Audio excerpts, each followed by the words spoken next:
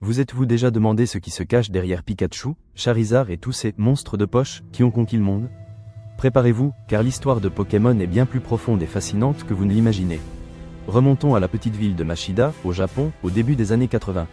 Un jeune homme du nom de Satoshi Tajiri, un garçon passionné par les insectes, passait des heures à explorer les forêts et les champs, à collectionner et à étudier chaque créature qu'il trouvait. Pour lui, ces petits êtres étaient un univers miniature, plein de secrets et de surprises. Mais les temps changeaient, le développement urbain rapide menaçait les espaces naturels où Satoshi jouait, et avec eux, sa passion. Alors, une idée a germé dans son esprit. Comment pouvait-il partager cette fascination pour les insectes avec d'autres enfants, même dans un monde de plus en plus artificiel?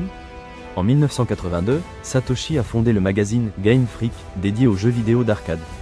Sa passion l'a amené à étudier la programmation et la conception de jeux vidéo.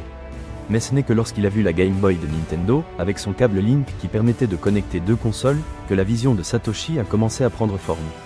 Que se passerait-il si nous pouvions échanger des créatures via ce câble? s'est-il demandé. L'idée était simple mais révolutionnaire, capturer, entraîner et échanger des monstres virtuels. Ainsi est née la graine de Pokémon. Le chemin n'a pas été facile. Satoshi et son équipe, qui comprenait l'artiste Ken Sugimori, se sont battus pendant 6 longues années. Le financement était rare et Nintendo n'était pas tout à fait convaincu par le projet. Beaucoup le considéraient comme un jeu étrange et peu attrayant. Mais Satoshi a persévéré. Il croyait en sa vision, en le pouvoir de connecter les gens à travers la fantaisie et l'aventure. Finalement, en 1996, Pokémon Red and Green sont arrivés dans les magasins japonais. Les ventes ont été lentes au début, mais le bouche à oreille, en particulier chez les enfants, a commencé à faire sa magie. L'idée de collectionner et d'entraîner des créatures, de les échanger avec des amis, a profondément résonné. Le succès au Japon n'était que le début. Nintendo a vu le potentiel mondial de Pokémon et a parié sur son internationalisation. En 1998, Pokémon est arrivé aux États-Unis et en Europe, déclenchant une véritable Pokémania. Le jeu est devenu un phénomène culturel, alimenté par une série d'animes, des cartes à collectionner, des jouets et toutes sortes de merchandising. Pokémon est devenu une machine imparable. Chaque nouvelle génération de jeux, chaque nouvelle créature, alimentait la passion de millions de fans dans le monde entier. Mais, comme toute légende, Pokémon est également entouré de mythes et de curiosités. L'une des rumeurs les plus persistantes est celle du syndrome Pokémon. On disait qu'un épisode de l'anime, Deno Senshi Porygon, soldat électrique Porygon, avait causé des crises d'épilepsie chez des centaines d'enfants japonais en raison des rapides flashs de lumière rouge et bleue. L'épisode a été retiré de la programmation et n'a plus jamais été diffusé.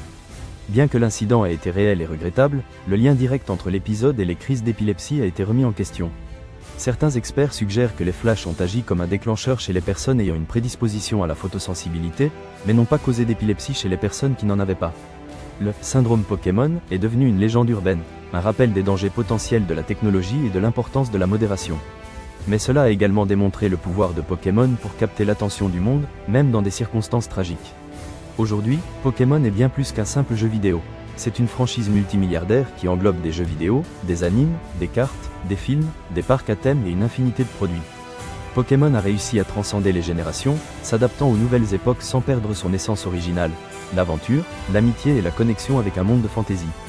Pokémon Go, lancé en 2016, a démontré la capacité de la franchise à se réinventer. Le jeu, qui utilise la réalité augmentée pour permettre aux joueurs de capturer des Pokémon dans le monde réel, est devenu un phénomène mondial, amenant des millions de personnes à explorer leurs villes et villages à la recherche de nouvelles créatures. L'histoire de Pokémon est une histoire de persévérance, de créativité et de la capacité de se connecter avec l'enfant que nous portons tous en nous.